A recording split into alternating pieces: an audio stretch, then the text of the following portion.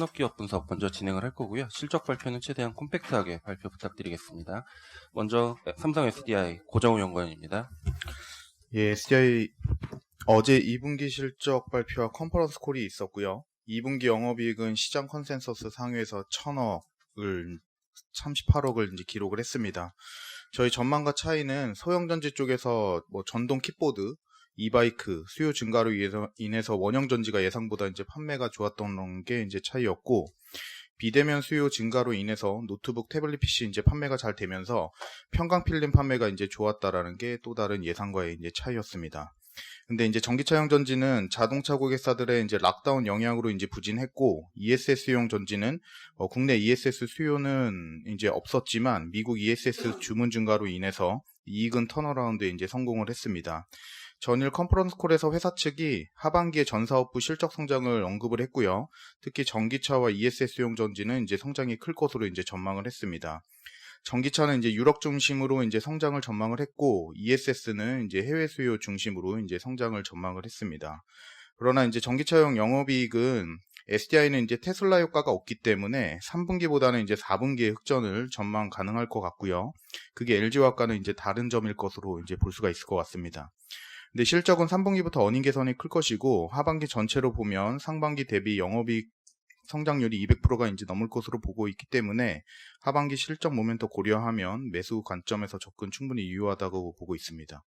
이어서 두산솔루스도 어제 2분기 실적을 발표를 했고요. 2분기 실적도 실적 컨센서스를 이제 상회를 했습니다. 동박과 바이오 소재 사업이 이제 실적 성장을 견인을 했고요. 동박은 5G 통신 장비용 공급 증가 때문에 동박 수요가 이제 늘어났고, 바이오 소재는 이제 신규 고객사 증가로 실적 성장을 이제 보였다라고 이제 보고 있습니다. 올레드 소재는 삼성 디스플레이, LG 디스플레이 올레드 패널 출하량 감소로 이제 부진을 했고요. 전지박은 아직 양산 전이기 때문에 실적 발생은 2분기에 없었습니다. 어제 이제 실적 설명회도 이제 같이 있었는데 매각 관련된 질문이 대부분이었고, 스카이레이크와 이제 MOU 체결했고, 이제 주식 매매 계약, 이제 SPA 체결은 아직 전이다라고까지만 이제 코멘트를 했고요. 그리고 코로나 때문에 이제 전지방 양산이 원래 3분기인데 4분기로 이제 딜레이 되어서 본격 양산은 4분기부터 이제 시작될 것이다라고 이제 언급을 했습니다.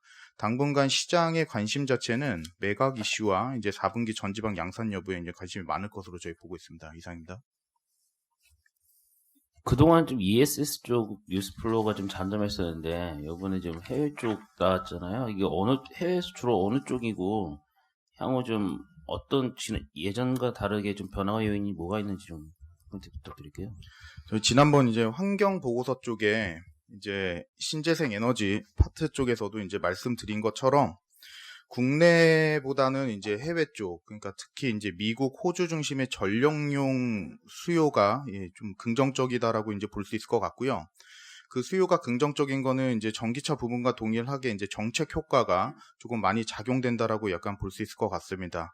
결국에는 에너지 관련해서 온실가스 배출량을 감축하기 위해서는 풍력이라든지 이제 태양광 같은 재생에너지의 이제 역할이 이제 부각이 될 거다라고 이제 보고 있는데, 프라이스 페리티와 관련된 부분 자체는 이미 저희가 경험하고 있는 것으로 저희는 보고 있고요.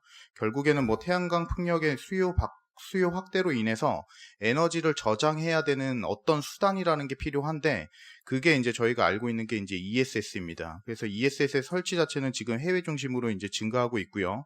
그 수의 즉각적인 수혜는 삼성 SDI, LG화학 모두 크게 누릴 가능성은 있다라고 이제 보고 있습니다. 근데 2분기부터 그 변화가 예상보다 빨리 이제 나왔고요. 그래서 2분기에 이제 흑전을 했고 3분기도 그 성장 추세는 이제 유효하다라고 약간 볼 수 있을 것 같습니다. 저희 기존 추정치 대비 ESS 쪽 좀 예상치 변한 게 있나요? 이익단에서는 저희가 좀 조정을 했는데 매출단에서는 큰 조정은 저희는 있지는 않았습니다. 그래서 ESS의 어차피 규모 자체가 이 업체 SDI 기준으로 놓고 보면 올해 전체 중대형 전지 생산 능력이 30기가 정도 되는데, 그 안에서 할당된 전기차용 전지의 생산 비중 자체가 이제 90% 정도 되고요. 나머지 이제 10%가 ESS이기 때문에 그 안에서 올라갈 수 있는 실적 스윙 자체는 생각보다 그렇게 높지는 않습니다. 그 ESS가 작년 같은 경우에는 불나가지고 그리고 디맨드가 다 이제 로컬 베이스였는데 앞으로 2년, 3년 놓고 보면은 이게 다 해외 쪽에서 디맨드를 많이 땡길 거잖아요. 지금 테슬라도 지금 그쪽 거는 거고 그렇게 되면은 거기에 대한 확실히 업사이드 리스크는 있을 것 같은데 혹시 카파가 지금 충분한가요? 그거 미트 하려면은? 우선 뭐 ESS 수요 규모를 놓고 보시면 25년도에 전기차용 전지가 뭐 한 1600기가 1500기가 정도 되거든요. 그 ESS용 2차 전지 시장 규모가 25년 정도 되면 뭐 50기가 정도밖에 안 돼요. 규모 자체에서는 조금 많이 딸리는 규모인데 SDI의 이제 기준으로 놓고 보시면 올해 이제 전체 캐파 자체는 30기가고 그 안에서 ESS 할당된 부분 자체는 이제 10기가 정도밖에 안 됩니다. 다 돌아가고 있지는 않죠. 그리고 내년 정도 되면 그게 ESS 쪽으로 이제 할당이 이제 더 될지 말지에 대해서는 조금 더 확인을 해봐야 되겠지만 만약에 수요가 생각보다 더 빠르게 이제 개선이 되고 요구가 더 확대가 된다고 하면 충분히 그쪽에 대한 할당량 자체는 더 증가하지 않을까라고 이제 볼 수 있을 것 같습니다. 참고로 글로벌 ESS 2차 전지 시장 내에서 LG화학과 삼성 SDI의 두 개 업체 합한 점유율 자체는 80%에 육박한다라고 이제 볼 수 있을 것 같습니다. 우리나라 업체가 대부분 다 점유하고 있습니다. 다음은 자동차 산업 조성연구원입니다. 업종 투자 의견을 지금 상향을 했습니다. 2016년 6월 이후에 이제 4년 만에 업종 투자 의견을 상향을 하는 거고요. 지금 박스글에서 좀 전체적인 내용을 좀 요약을 해서 드리면, 이제 9월 달에 폭스바겐의 MEB부터 시작해서 이제 전기차 전용 플랫폼 도입이 본격화되는데, 이게 이제 지난 수년간 자동차 산업의 패러다임이 변화하는 과정이라는 그런 도전 과정에서 좀 수세에 몰렸던 전통 자동차 제조사들이 진을 짜고 대응하는 어떤 첫 번째 응전의 성격이라고 지금 볼 수 있고요. 관련돼서 이제 내년에는 이런 변화에 부응하는 기업은 좀 무차별로 할인됐던 밸류에이션 회복이 가능할 걸로 보고 있고, 지금 현대차 그룹 같은 경우에는 지금 신차 효과가 좋고요. 뭐 믹스나 수익성 개선은 계속 확인이 되고 있기 때문에 이제 주가 하단의 안정성은 확보가 됐다라고 보고 있고, 그다음에 내년에 이제 EGMP 도입이 있고요. 그다음에 뭐 수소차 생산이라든가 뭐 액티브와의 자율주행 제휴 같은 이런 포텐셜을 기대할 수가 있기 때문에 뭐 현재 밸류에이션에서는 이제 그 바텀업 측면에서 위쪽으로 베팅하는 게 확률이 좀 더 높다라고 생각을 합니다. 그래서 업종 투자 의견도 올렸고, 좀 탑픽은 전동화 쪽에서 그 포텐셜이 가장 큰 현대모비스로 제시를 하고요. 일단 테슬라가 이제 그동안 계속 독주를 했는데, 테슬라는 이제 패러다임 변화를 주도한 회사하고 뭐 선도 브랜드로서 주가 재평가가 계속 지속되어 왔는데요. 지금 올해 같은 경우에는 코로나로 인해서 이제 내연기관차 판매가 급감을 했고요. 그 과정에서 순수 전기차 회사인 테슬라가 좀 더 돋보일 수 있는, 점유율 측면에서 좀 더 높아질 수 있는 그런 환경들까지도 조성됐다라고 보는데, 이제 내년부터는 이제 전기차 전용 플랫폼 도입이 본격화되면 이제 테슬라 외에 많은 플레이어들이 이제 있을 거고요. 지금 그래서 내년부터는 이제 테슬라가 열어놓은 문을 통해서 들어오는 후발주자들의 성장성, 그래서 이제 전통 자동차 제조사들의 밸류에이션 회복이나 아니면 이제 후발주자들이 들어온다는 거는 이제 시장이 본격적으로 커진다라는 걸 의미하기 때문에 이제 전기차 시장이 본격적으로 확대가 되면서 뭐 2차 전지 시장의 확대, 이런 장기 성장 추세에 좀 더 주목해야 될 필요가 있다라고 지금 생각을 하고 있고요. 지금 내년에 자동차 회사들은 이제 사업 전환에 성공하는 회사들, 또한 그렇지 못한 회사들이 이제 나눠질 것 같은데, 일단은 어려운 회사들 먼저 구분이 좀 될 것 같습니다. 그래서 이런 부분들이 이제 생존할 수 있는 회사들에 대한 밸류에이션 플러스 요인으로 나타날 것 같고요. 지금 이제 탑픽은 현대모비스 말씀드렸고, 지금 현대차는 ROE 하락 사이클이 이제 끝났다라고 보고 있고요. 그다음에 기아차도 올해 신차 사이클 진입에 따른 수익 개선을 좀 기대할 수 있을 것 같습니다.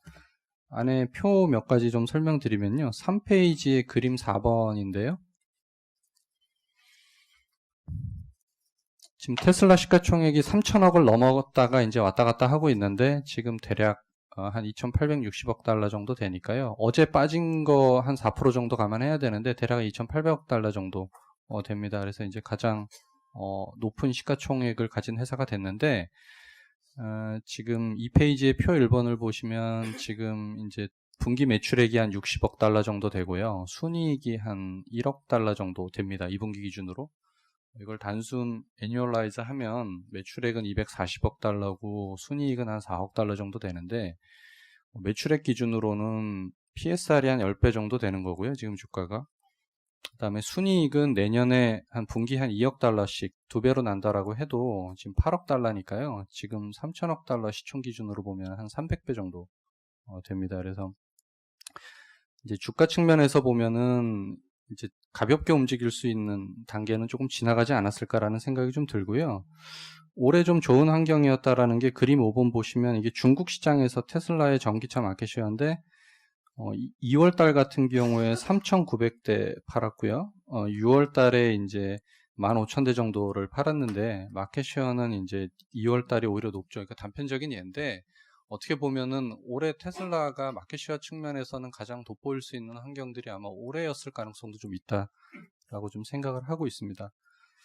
그 5페이지부터는 이제 전기차 전용 플랫폼이라든가 이제 그런 정책들에 관한 부분인데 이제 코로나19 이후에 전동화 방향성이 더 분명해졌다라는 것들은 뭐 여러 번 말씀드렸고요. 이제 전용 플랫폼 도입은 9월 달에 MEB ID3를 시작으로 이제 내년에 현대차의 어떤 eGMP라든가 이런 것들이 본격화되면서 시장은 이제 분명히 커지는 구간으로 갑니다. 그걸 6페이지의 그림 13번으로 좀 설명을 드리면 저희가 지금 그 전기차 2차 전지 자료 쓰면서 제목을 가속 성장 구간으로 진입이다 하고 이제 지었는데 그림 13번이 현대 기아차의 전기차 판매량입니다. 지금 2019년에 12만 4천 대 정도를 팔았고요. 2025년에 목표치가 한 92만 대 정도로 설정이 되어 있는데 이게 올해가 대략 한 2020년이 18만 대, 그리고 내년에 eGMP 모델 나오면 2022년에는 한 30만 대 정도 가는 그림으로 보고 있고요. 2022년부터는 제네시스 전기차도 나오고 이제 넘버 오브 EV 자체가 많아지기 때문에 여기서부터 이제 92만 대까지 가는 그림이 그려집니다. 그러면 이 그림을 그려보면 올해 하반기부터 이제 이게 시작이 되는 거기 때문에 그게 저희가 이제 가속 성장 구간으로 갈 것이다라고 말씀드리는 이유고요. 이제 7페이지는 수요에 관련된 부분인데 그림 17번이 결론입니다. 올해는 한 15% 정도 빠질 거로 보고 있고요. 내년에는 베이스 이펙트 때문에 한 9.2% 정도 성장할 걸로 보고 있습니다. 분기별로는 매크로 불확실성이 있더라도 내년까지 가는 회복되는 그림은 계속 유지된다라고 보고 있고요. 12페이지의 표 5번에 이제 밸류에이션이나 TP 조정한 부분들을 좀 요약해 놨고 지금 일단 믹스가 좋아지는 부분을 감안해서 원가율 개선 효과를 감안해서 이익 전망치들을 조정을 했고요. 이제 현대차를 16만원, 기아차를 55,000원으로 올렸고, 모비스는 29만원 기존에 했던 것들 유지를 합니다. 이제 종목별로만 간단하게 말씀드리면요. 15페이지인데요.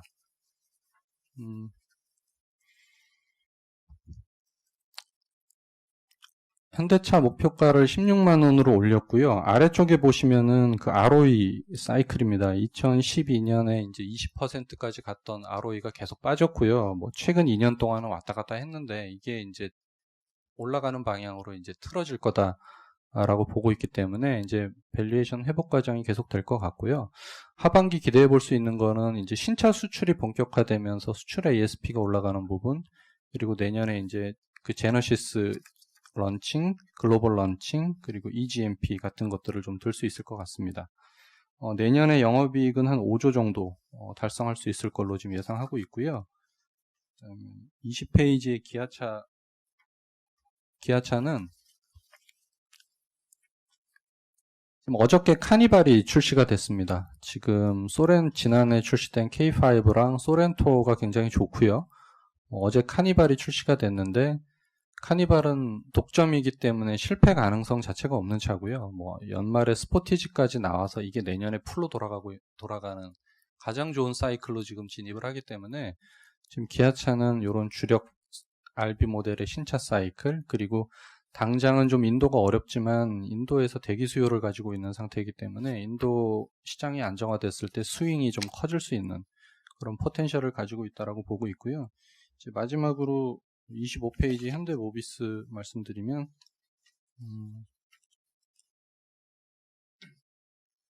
그 표지에 있는 그림인데요. 지금 전동화 매출액이 지금 한 7% 정도 되는데 2025년까지 한 30%까지 올라가는 과정에서 매출, 영업이익, 영업이익률 세 가지가 다 올라가는 그림이 장기적으로 나타날 걸로 보고 있고요. 그림 27페이지의 표 3번 보시면 지금 TP가 29만 원인데 롱텀하게는 지금 주가에서 한 2배 정도 좀 업사이드를 기대할 수 있다라고 생각을 하고 있습니다. 이상입니다. 지금 결국 그 EB 쪽의 본격화를 기대감으로 투자 의견을 상향했다고 봐도 되는 건가요, 지금? 네, 예, 그것도 있고요. 그 다음에 이제 그게 단순히 EB를 내서가 아니라 이제 변화 과정에서 어떤 어떻게 보면 대응이 시작되는 과정이라는 그런 측면입니다. 여쭤보고 싶은 게 이게 테슬라는 어쨌든 빵에서 시작해서 이제 매출이 계속 올라오는 건데 기존의 오토메이커들은 어쨌든 내연 기관을 잃으면서 EB를 채워가는 거잖아요. 네. 결국 그러면 이익의 성장이라는 부분을 갖다가 봤을 때 EB 쪽의 수익성이 내연 기관 쪽보다 더 좋아야 되는데 지금 그 그림이 나오기는 좀 이르지 않나라는 좀 생각인데. 그거는 뭐 당장은 그런데 내년에 그 전기차 전용 플랫폼 도입이 되면 뭐 내년에 당장 흑자가 될 거라고 생각하지는 않고요. 그게 이제 쌓여야 되는 거기 때문에 2021년 하반기, 2022년, 23년 이렇게 가면서 늘어날 거라고 보고 있어요. 이게 그 그림은 결국 저희 저희 국내 기업뿐만 아니라 폭스바겐 그룹이라든지 미국의 빅3 같은 애들도 같이 올라올 수 있다고 보시나 아니면 아까 뭐 언급하셨듯이 도태되는 애들이 빠지면서 풀러 애들이 적어지면서 남아있는 애들이 좀 그 이익을 향유한다 이런 논리신 건가요? 그러니까 전총 제조사들의 할인이 전반적으로 풀어질 거라고 보는데 그게 다 풀어지는 게 아니라 예를 들면 이 전환에 성공하는 기업과 그렇지 않은 기업들이 나눠질 거라고 보는데 지금 뭐 폭스바겐이나 현대차나 뭐 도요타나 이런 회사들은 당연히 이제 전환을 하면서 성장하는 회사일 거라고 생각을 하고요. 뭐 예를 들어서 푸조라든가 크라이슬러라든가 시트로행이라든가 이런 회사들이 아마 내년에는 떨어져 나갈 가능성들이 좀 있을 것 같아요. 지금 그 시장에서 테슬라가 지금 그 오버밸류 받고 있는 이유가 지금 결국 얘네들이 지금 전기차 쪽에서 말 그대로 좀 애플과 같이 자체 생태계를 갖는 거에 대해서 좀 프리미엄을 주는 시각들이 좀 있거든요. 그래서 말 그대로 소비자 이탈이 없는 뭐 그런 쪽에 좀 오버밸류를 주고 있다고 하면은 결국 좀 대응하는 쪽에서 보면은 핸셋 쪽에 삼성전자 같은 애가 좀 그 나머지를 먹고 나머지는 이제 말 그대로 이제 원오브 댐으로 가는 그런 그림을 갖다 그리신다고 하면은 현대차가 과연 그런 삼성전자 같은 자동차 EV 쪽에서 그런 정도의 경쟁력이 있어야 되는 거 아닌가요?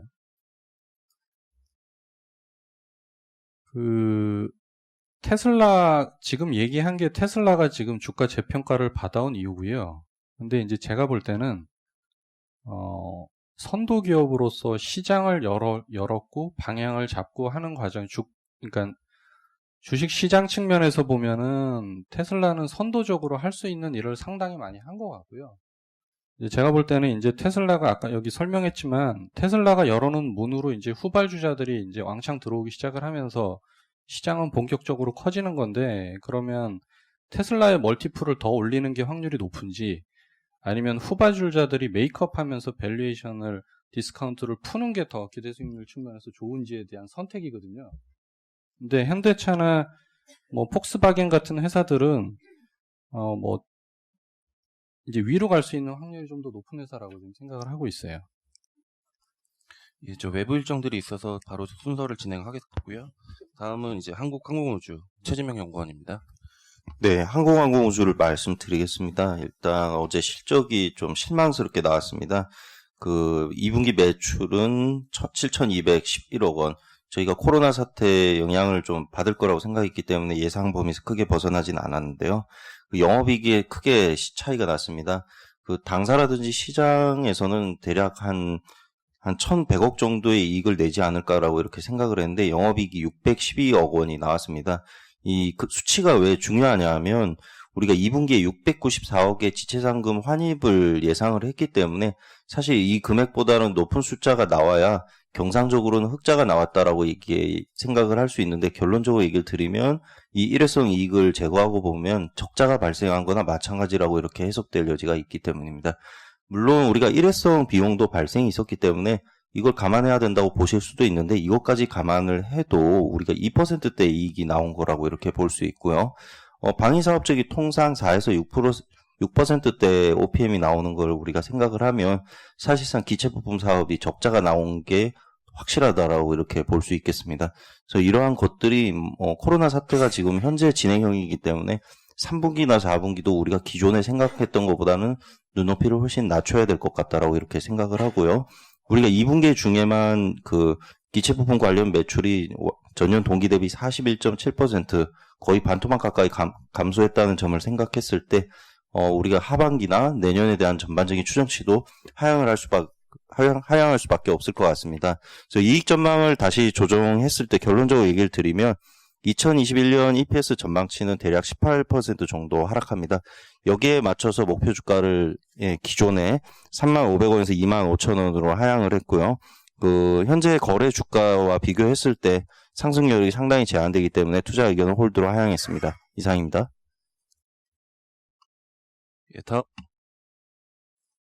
다음은 현대제철 변종만 연구원입니다. 예, 앞서서 그 자동차 쪽 투자 의견 상향 있었잖아요. 그래서 아시다시피 현대제철은 뭐 현대기아차 때문에 그 여러 가지 얽혀 있는 상황이니까 같이 좀 맥락을 보시면 될 것 같고, 지금 이제 뭐 자동차 쪽에서 코로나 영향에서 좀 벗어나고 또 새로운 변화 시기에 들어갔다고 하면, 그렇다고 이제 철강이 그대로 얽히진 않지만 그래도 이전보다는 상황이 좋아지는 건 맞으니까 그 관점에서 좀 봐주시고요. 또 주식시장도 많이들 반등을 해서 코로나 국면은 좀 벗어난 지 오래됐다라고 판단을 했기 때문에 목표 주가를 31,000원으로 상향을 했고, 목표 주가는 지금 0.25배밖에 안 돼요. PBR 0.25배밖에 안 되고, 목표 주가가 현재 주가 0.2배 수준밖에 안 되기 때문에 조금만 긍정적인 뉴스들이 나와도 주가는 뭐 튀어오를 수 있습니다. 이거 지난주나 이런 것들은 경험을 했었고요. 2분기 실적은 140억 연결 영업이익 내서 사실 크게 의미 없는 좀 낮은 숫자가 나왔고, 다만 시장에서는 200억 정도의 영업 적자를 예상했는데 이거 대비는 양호했고요. 그런 부분은 역시 자동차 쪽이 4월, 5월달 판매가 급감하면서 역시나 이제 영향을 받아서 고로 쪽은 매우 안 좋았던 것 같고, 반면에 전기로 쪽은 가격 방어력이 좀 있어서 상대적으로 수익이 나면서 본사 기준으로는 흑자를 달성한 것 같습니다.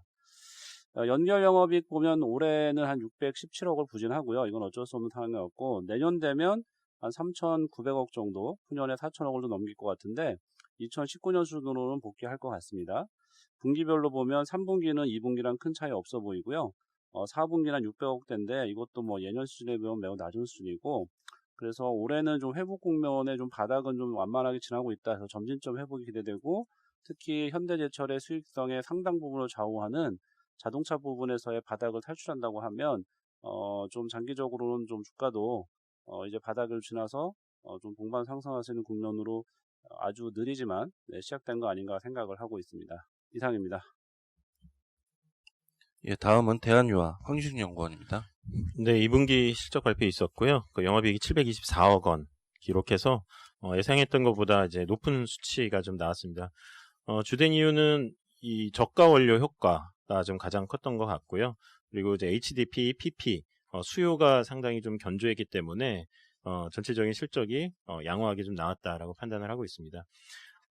석유화학 기업들은 이제 납사 재고 평가 손을 이제 반영을 웬만하면 안 하는데, 직전 분기에는 큰 폭의 이제 유가 하락 때문에 한 350억 원가량 재고 평가 손실을 좀 반영을 했었습니다. 전체적인 이제 그 원가를 낮게 만들어 놓은 상황에서 이 제품들이 원재료가 투입되면서 저가 원료 효과가 상당히 좀 크게 좀 나타난 것 같습니다. 반면 이제 PPP는 수요가 상당히 좀 양호했기 때문에 뭐 올라가는 유가에 올라타서 그대로 이제 스프레드가 좀 확대된 상황이라고 보면 될 것 같고요. 또한 이제 에틸렌 가격이 변동성이 상당히 좀 큰 제품입니다. 직전 분기만 해도 적자를 기록할 만큼 이제 좋지 않은 상황인데, 전방 수요가 좋다 보니까 제품 가격이 이제 큰 폭으로 좀 상승하면서 이익을 좀 올려놓을 수 있었습니다. 반면 이제 MEG 같은 경우는 이제 수익성이 좀 좋지 않아서 적자로 전환이 된 상황인데, 제품 믹스 개선하면서 이 부분을 좀 만회한 것 같습니다. 생산량을 줄인 대신에 원재료 에틸렌을 그대로 팔면서 수익성을 좀 확대를 좀 했고요. 2차 전지 분리막용 제품도 출하량이 좀 늘어나서 전반적인 영업이익을 좀 올려놓은 상황입니다. 3분기 영업이익은 다소 좀 감소는 할 거지만 그래도 이제 상당히 양호한 실적이 유지된다라고 보고 있습니다.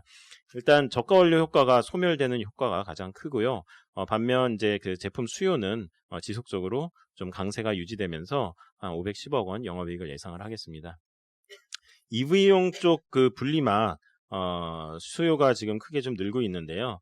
1분기만 해도 사실 줄어들었다가 2분기 좀 올라왔고요. 하반기에 동 제품의 출하량이 좀 늘어날 걸로 예상을 합니다. 회사에서도 뭐 이 부분이 얼마나 늘지 그리고 이익률이 어느 정도인지 얘기는 하지는 않지만 기타 제품 대비로는 월등히 높은 수익성을 기록하는 제품으로 추정을 하고 있어서 향후 전기차 시장이 확대되면서 관련 매출액이 전체 영업이익을 움직일 수 있는 또 요인이 될 것으로 좀 판단을 하고 있습니다. 이상입니다. 실적이 예상보다 잘 나왔는데 저가 원재료 효과에다가 또 PPP 같은 경우는 수요도 괜찮다고 하는데 다른 피오케미컬 업체들의 실적은 대충 어떤지 이거 비슷하게 나올 건지 말씀해 주시죠. 뭐 특수한 케이스를 제외하고는 지금 요런 이제 흐름하고는 좀 비슷하게 전반적으로 다 나올 것 같습니다. 예를 들어서 이제 롯데케미칼 같은 경우는 이제 공장이 이제 폭발을 했기 때문에 사실은 이제 실적의 한 축을 이제 잃어버렸고 비용이 좀 발생한 그런 측면이 좀 있을 걸로 예상을 하고요. 롯데를 좀 제외하고 다른 기업들은 굉장히 좀 비슷한 그 흐름을 좀 보일 걸로 보고 있고요. 특히 이제 정유기업 같은 경우 그 실적, 영업이익의 변동성이 굉장히 크지 않습니까? 그러니까 매 분기 유가 변화에 따른 재고평가 손익을 반영하면서 대규모 손익을 영업이익이 이제 플러스 마이너스를 크게 이제 움직이는데 석유화학 기업들은 이제 그런 그 작업을 잘 안 하거든요. 근데 지난 분기에는 대다수 너무 큰 폭의 이제 그 원가 하락이 발생했기 때문에 재고평가 손실을 반영을 했고 그렇기 때문에 오히려 저가 원재료 효과가 2분기에 좀 다수 좀 발생한다고 보면 될 것 같고요. 제품별로 수요는 좀 차별화가 되겠지만 PEPP, ABS 이런 류들은 상당히 좀 좋기 때문에 비슷한 흐름. 반면에 MEG나 PX, 벤젠 이런 쪽은 수요가 좋지 않기 때문에 단순 저가 원재료 효과 정도만 이제 기대를 할 수 있을 것 같습니다. 2차 전지 분리막 쪽은 마진이 어느 정도 나오나요?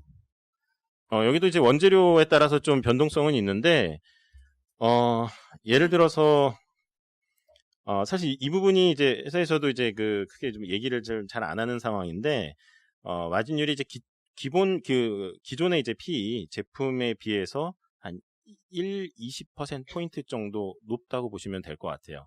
그리고, 추정컨대 커모더티는 이제 매달 원재료 가격을 반영을 해서 요 가격을 좀 산정을 하겠지만 이런 제품은 사실 이 가격의 변동성이 사실 비탄력적으로 움직이는 좀 경향이 좀 있습니다. 그래서 원재료 가격이 빠진다면 마진율이 상당히 더 올라갈 수 있는 요인이 좀 있다라고 보면 될 것 같습니다. 예, 다음은 휴대폰 부품 산업 이구영 의원입니다. 예, 전기 먼저 좀 말씀드리겠습니다. 어제 실적 예상대로 나왔고요. 이제 3분기 이후 지금 실적이 예상보다 좀 개선될 거로 지금 예상이 되는 부분이랑, 이제 카메라 모듈 말씀드린 것처럼 애플 납품 기대감이 좀 이제 있을 수 있기 때문에 이런 거 감안해서 이제 목표 주가를 18만 5천 원을 상향을 했습니다. 일단 3페이지 밸류에이션부터 좀 말씀을 드리면,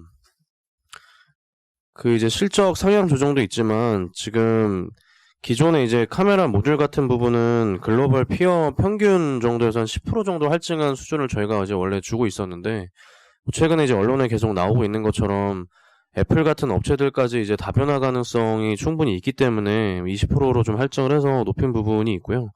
순이익 같은 경우도 지금 이제 아까 말씀드린 MLCC 업황이 좀 예상보다 개선세가 좀 될 거라고 좀 기대가 돼서 그런 걸 반영해서 목표 주가를 상승을 좀 시켰습니다. 지금 카메라 같은 부분이 특히 이제 최근에 갑자기 좀 더 이제 주목을 받고 있는데, 이 페리스코프 줌, 폴리드 줌 여러 가지 방식으로 이제 불리는데, 이게 결국에는 5배 정도까지 손실 없이 카메라 화질을 유지할 수 있다는 거고요. 이게 애플이 지금 아직 탑재를 안 하고 있는데 내년에 탑재 가능성이 매우 높은 상황입니다. 근데 지금 글로벌리 봤을 때 삼성 전기를 제외하고 이렇게까지 이제 5배 이상의 카메라 줌을 양산을 해본 경험이 있는 회사가 없고, 이 특허 자체도 삼성전자랑 삼성전기가 같이 이제 그 코어 포토닉스란 이스라엘 업체를 인수를 해서 가지고 있는 부분이기 때문에 이게 다른 업체가 사실 하고 싶어도 하기 힘든 상황이거든요. 그래서 지금 뭐 회사가 공식적으로 뭐 애플에 대해서 코멘트를 하진 않지만 저희가 봤을 때는 충분히 이제 가능성이 있다. 그래서 그런 거 감안하면은 뭐 계속 이제 밸류에이션이 올라갈 수 있는 부분이라고 생각을 하고 있고요. 4페이지 보시면 그 이제 결국에 사실 실적이 올라갈 수 있는 부분은 MLCC인데, 기존에 저희가 좀 더 이제 실적을 보수적으로 봤던 부분은 MLCC가 이제 하반기에 업황이 개선이 되긴 하겠지만 마진이 사실 뭐 과거처럼 가격이 올라가는 사이클이 아니기 때문에 그냥 10% 초반 정도 유지할 거라고 봤었는데, 어제 이제 실적 발표 후에 회사가 커뮤니케이션 하는 게 그 3분기에 지금 가동률이 거의 100%까지 이제 확대가 되고, 뭐 그에 따라서 MLCC 마진도 지금 10% 중반까지 이제 올라갈 수 있다는 얘기를 지금 언급을 했거든요. 그래서 그런 게 생각보다 지금 좀 더 업황이 좋다고 생각이 돼서 그런 부분을 좀 상향을 시켰고요.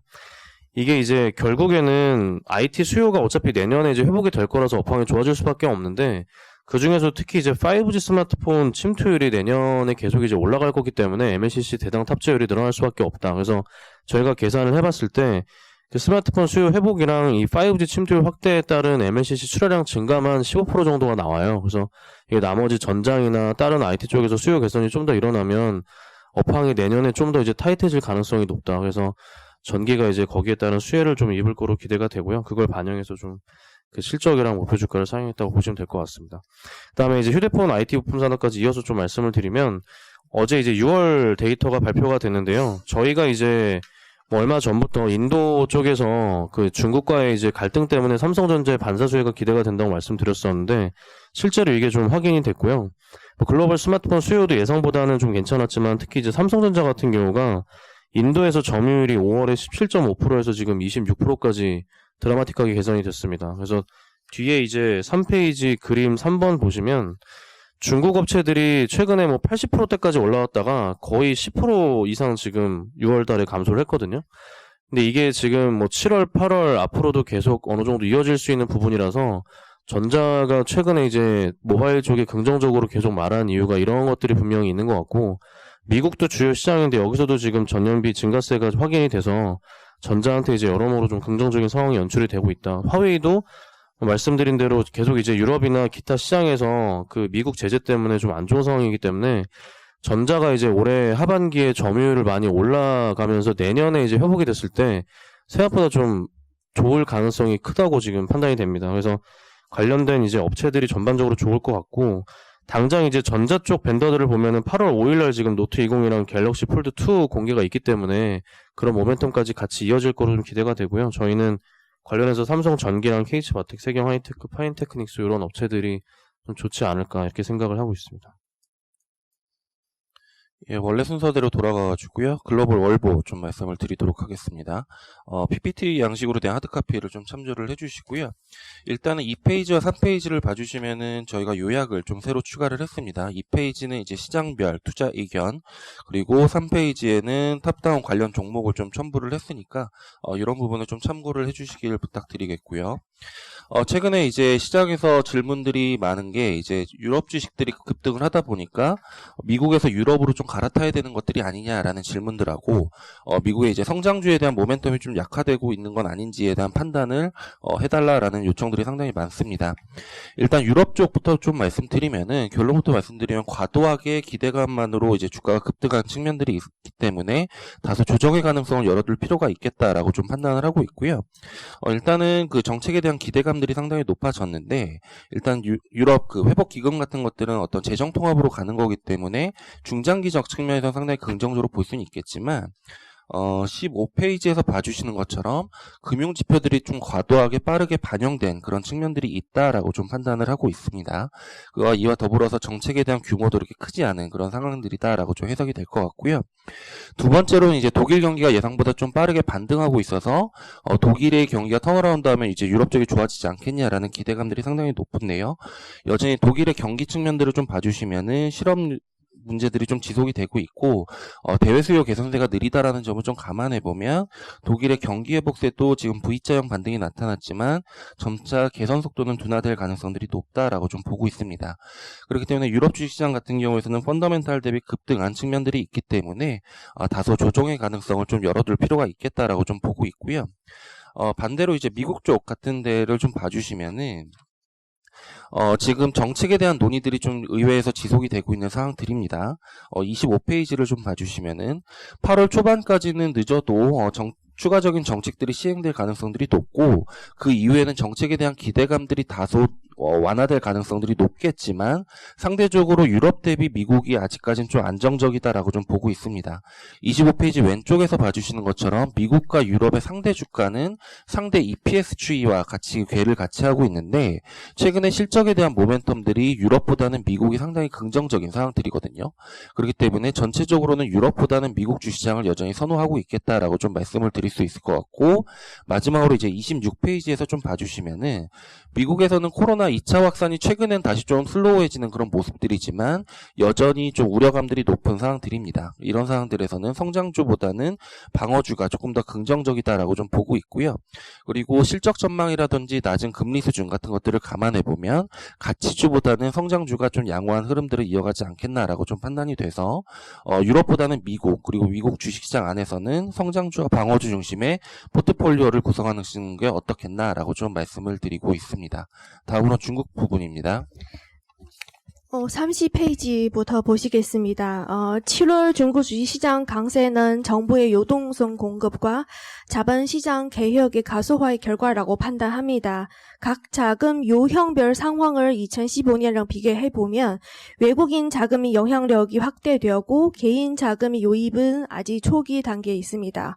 공모펀드의 신규 설정 규모가 급등했고 임기 배경에는 가계 자산 배분의 한계가 있습니다.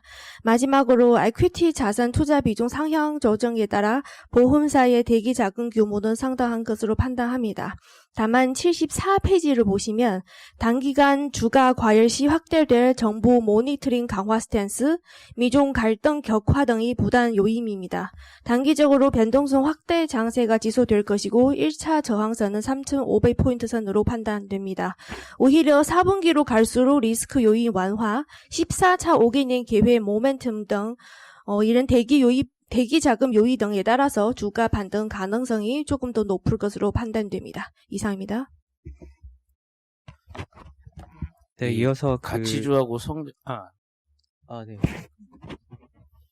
네, 이어서 해외 기업 쪽 말씀을 드리겠습니다. 76페이지를 좀 봐주시면 이번 달 글로벌 탑다운 관심 종목 저희가 한 10개 종목 제시를 해드리고 있는데 미국 쪽에서는 이제 성장주 프리미엄이 좀 지속될 가능성이 높다라는 그런 관점에서 자율 소비재 기업 2개, 아마존닷컴, 홈디포 이렇게 추천을 드리고 기타 4개 종목들 윅스닷컴, 맥퀴닉스, 아카마이 그리고 트윌리오 이런 기업들은 이제 디지털 트랜스포메이션과도 이제 관련되어 있는 성장주 입니다. 그래서 이런 6개 기업들 보시면 좀 좋을 것 같고요.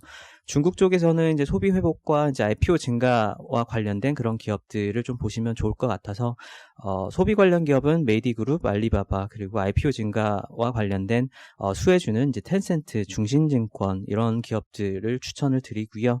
78페이지와 이제 79페이지를 좀 봐주시면 저희 NH 글로벌 스탁스 10 종목들을 보실 수가 있는데 이번 달에는 이제 종목 1개 교체를 진행을 했습니다. 마이크로소프트를 차익 실현 관점에서 이제 편출을 하고 홈디포를 신규 편입을 하였는데 홈디포는 지금 현재 모기지 금리가 많이 낮아진 그런 상황에서 지금 미국 주택 경기가 나쁘지 않다라고 말씀을 드리겠고요. 아무래도 이제 코로나19로 인해서 이제 사람들이 이제 집에서 주식 투자도 많이 하지만은 이제 DIY 프로젝트도 좀 많이 진행을 하고 있어서 생각외로 이익 가시성이 매우 높다라는 그런 관점에서 보실 만한 기업으로 추천을 드립니다. 이상입니다. 저희 미국 쪽 아까 언급하실 때 좀 주가 이제 좀 상승 탄력은 좀 약해질 것 같다고 말씀하시면서 가치주 그러니까 성장주 언급하셨는데 물론 좀 가치주하고 성장주 명확한 구분이 애매하긴 하지만은 기본적으로 방어주 영역 안에 보통 가치주가 들어가지 않나요? 여기서는 방어주하고 선웅장주를 갖다가 좀 구성하라고 하셨는데 이게 뭐 의미상 뭐 바벨 전략을 얘기하시는 건지 뭐 어떤 의미인지 좀 약간 좀 모호해서 여쭤보는 건데. 일단은 가장 선호하는 섹터는 아무래도 IT 성장주를 가장 좀 선호를 하고 있고요. 그 중에서도 이제 대형주 중심으로 선호를 말씀을 드리고 있습니다. 아무래도 이런 것들이 경기 방어의 성격들을 좀 갖고 있기 때문에 이런 IT 대형주 중심으로 포트폴리오를 좀 아직까지 구성하시는 게 어떻겠나라고 좀 보고 있고요. 다만 이제 연말 이후에 경기 회복에 대한 기대감들이 좀 반영이 되면은 그때부터는 이제 시클리컬이라든지 글로벌 전체 시장 안에서는 유럽 주시장이 좀 반등할 수 있는 여지가 있지 않겠나라고 좀 말씀드리고 있습니다. 지금 다른 주식시장 대안을 자꾸 고객분들이 고민하시는 게 아무래도 미국에서 좀 안 좋은 시그널이 계속 나오고 있어서 그런 거잖아요. 그중에서 하나 재정절벽인데 지금 지금 미국 선거 한 100일 정도 남은 시점에서 누가 되든지 간에 텍스는 올라갈 거다 이런 의견들이 계속 나오더라고요. 그러면은 만약에 트럼프가 계속 법인세 인하해주면서 기업들 끌어왔는데 다시 법인세 올라가는 거 되면은 기업들 지금 우리가 하반기에 실적 회복세 얘기했는데 이것도 좀 약해지는 거 아닌가요? 일단은 그 법인세율 인상에 대해서는 바이든이 계속 주장을 하고 있는 상황들이고요. 그리고 11월 3일날 미국 대선과 더불어서 미국 상원에 대한 투표도 지속이 되는데 33석이 교체가 되거든요. 근데 여기서 민주당이 다수당이 되려면은 5석 이상을 좀 갖고 와야 되고, 그리고 트럼프가 조건으로 달아놨던 게 향후 10년 동안 법인세율 인상에 대해서 좀 못하도록 그 법안을 만들어놨는데 이걸 바꾸려면은 상원의 60% 이상의 의원들이 참석을 해서 그중에 절반 이상이 찬성을 해야 되거든요. 이런 점을 좀 감안해 보면 민주당이 압승을 해야만 법안을 바꿀 수 있는 그런 상황들이 나타나게 되거든요. 그렇기 때문에 지금 당장 바이든이 된다 내지는 바이든이 됐을 때 법인세율이 무조건 인상된다라고 접근하기까지는 좀 아직은 좀 무리가 있지 않겠나라고 좀 보고 있습니다. 이어서 크레딧 전략입니다. 김성수 연구원. 네, 미국 대학교 채권 말씀드리겠습니다. 아무래도 이제 상위 대학교들 같은 경우 이제 펀더멘털적인 안정성이 매우 높은 편이고요. 거기다 이제 최근 동일 등급 채권 대비 스프레드도 크게 확대된 다음에 축소되는 속도가 상대적으로 좀 더딘 편이어서 상위 등급 위주 대학교 위주의 매수 권고 드리겠습니다. 개별 대학교는 이제 추가 발행이 전망되는 이제 프린스턴 대학교랑 그다음에 추가 금리 하락 가능성이 높은 스탠포드 대학교 추천드리고요. 상위 등급 학교들은 이제 보고서 12페이지 표 2번 정리해 놓았는데 미국 내 학부 순위 상위 20개 그리고 기업으로 치면 자산과 시가총액 개념을 합친 약간 인도어먼트 아셋, 기억하면 이제 기금 규모 상위 20개 대학교는 총 25곳입니다. 이들 모두 AA 피어 이상 받고 있고요. 트리플 A 등급은 총 10곳입니다. 이 자료는 말씀하세요. 저 펀더멘탈 측면에서 다시 추가적으로 말씀드리겠고요. 트리플 A 등급에 포함되는 대표적인 대학들은 하버드대, 프린스턴대, 컬럼비아대, MIT, 예일 대학교, 스탠퍼드 대학이 있고요.